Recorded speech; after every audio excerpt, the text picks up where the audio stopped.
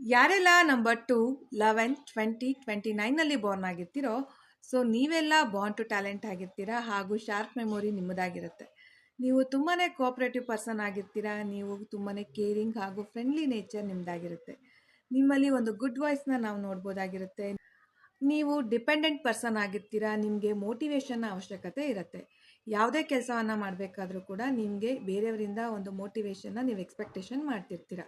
ಹಾಗೂ ನೀವು ಚಂದ್ರನಿಂದ ರೂಲ್ ಮಾಡ್ತಾ ಇರೋದ್ರಿಂದ ಸೊ ನಿಮಗೆ ಹುಣ್ಣಿಮೆ ಹಾಗೂ ಅಮಾವಾಸ್ಯೆ ದಿನಗಳಲ್ಲಿ ಮೂಡ್ ಸ್ವಿಂಗ್ಸ್ ತುಂಬಾ ಆಗ್ತಾ ಇರುತ್ತೆ. ಹಾಗೂ ನೀವು ಯಾವ ಸಮಯದಲ್ಲಿ ತುಂಬಾ ಚಂಚಲ ಮನಸ್ಥಿತಿಯನ್ನು ಹೊಂದಿರ್ತೀರ. ತುಂಬಾ ಎಮೋಷ್ನಲ್ ಹಾಗೂ ಸೆನ್ಸಿಟಿವ್ ಪರ್ಸನ್ ಆಗಿರ್ತೀರ. ನೀವು ಒಬ್ಬ ಒಳ್ಳೆ ಅತಿಥಿ ಸತ್ಕಾರ ಮಾಡುವಂಥ ವ್ಯಕ್ತಿ ಆಗಿರ್ತೀರ. ಸೊ ಇದರಿಂದ ಯಾರಿಗೇ ಆಗಲಿ ಯಾವುದೇ ವಿಷಯಕ್ಕಾಗಲಿ ನೋ ಅಂತ ಹೇಳದೇ ಇರೋ ಕಾರಣ ನೀವು ತುಂಬ ಸಲ ಸಮಸ್ಯೆಗಳನ್ನು ತಂದ್ಕೋತಾ ಇರ್ತೀರ.